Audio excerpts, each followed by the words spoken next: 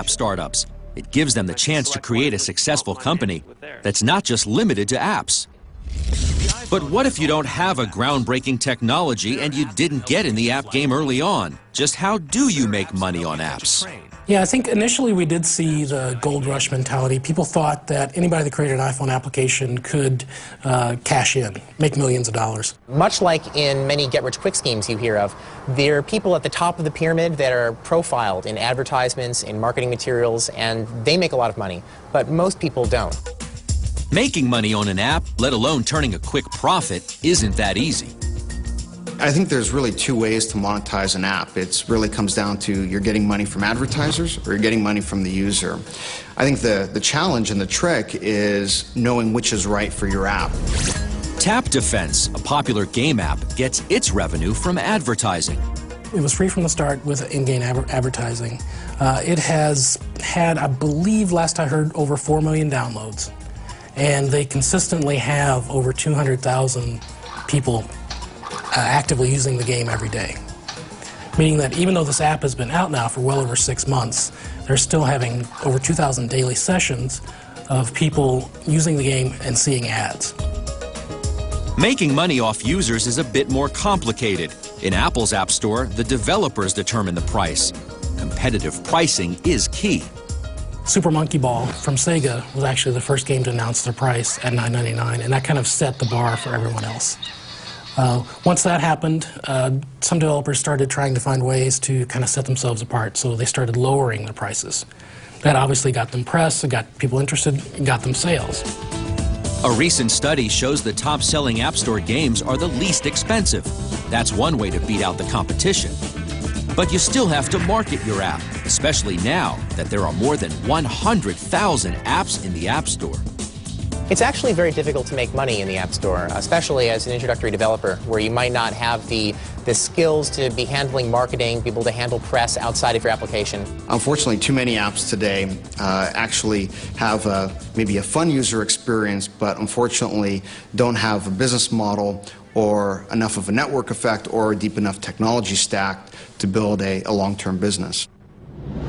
More and more companies are looking to apps as marketing tools to help them sell their product. Puma, the athletic gear company, has created an app to help market its clothing line. The app, called Puma Index, tracks the stock market in a sexy way. When the market goes down, the models take an article of clothing off.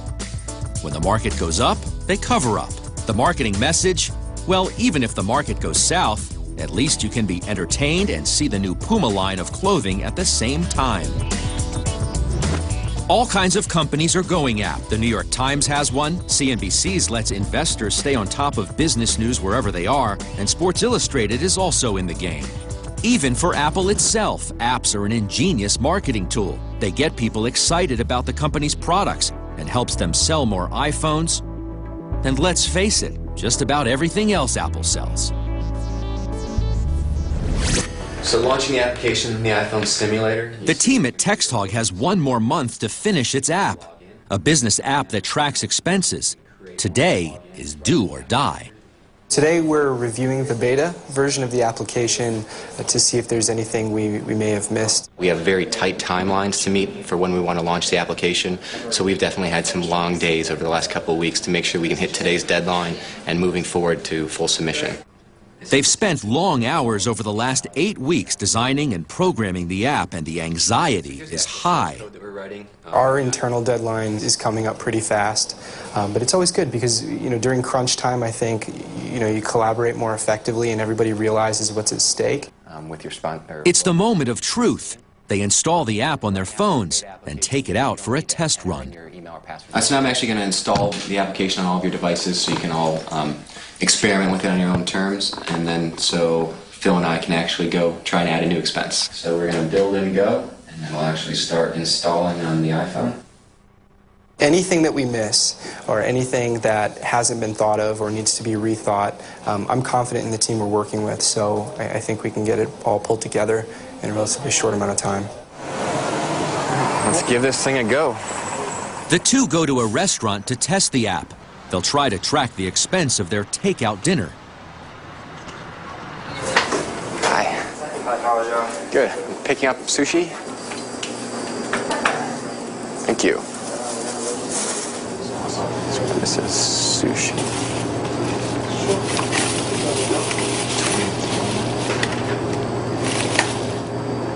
All right, cool. You want to see if it's saved? Yeah, sure. Let's pull it up. Cool. Yep, there it is, sushi, $23.90. Awesome. Good to go. The receipt? Yeah, we can view the receipt. I think it went really well. It worked fast. It was easy. Now we just need to go back and fine-tune it and get it ready on this short timeline so we're ready to submit. Coming up, Apple's dominance on the app market is starting to falter, and TextHawk finds out if its app is getting into the App Store.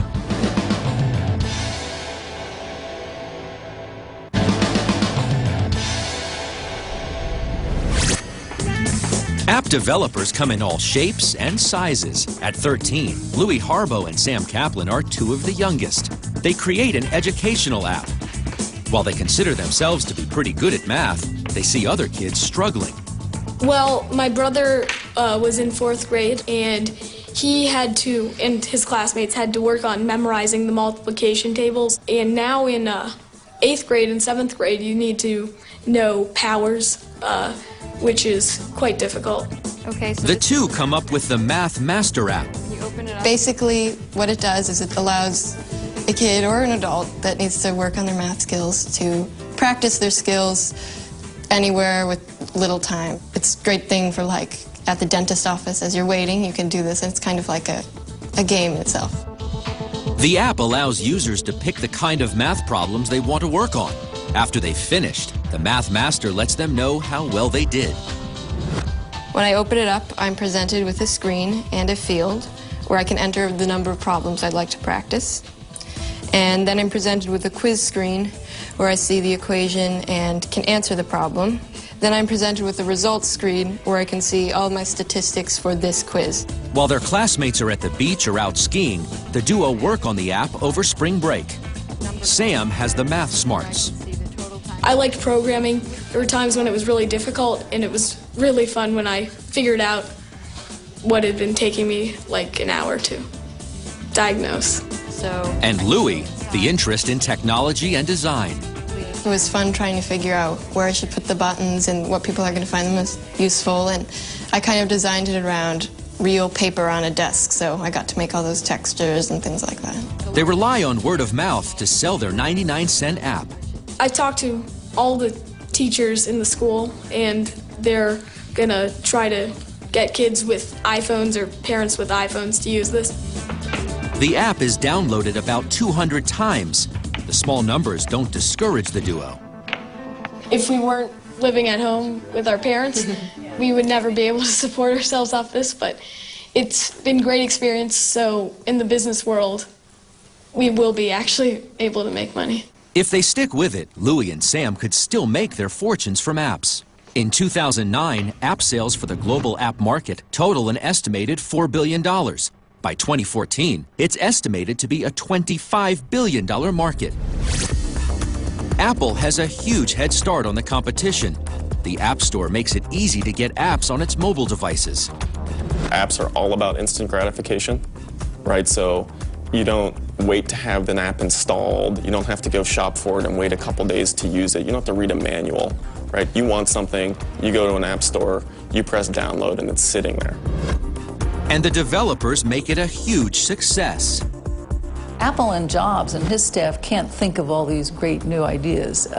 It's the army out there, the volunteers, that will be thinking of them and testing them out on their friends and their family to see which ones will work.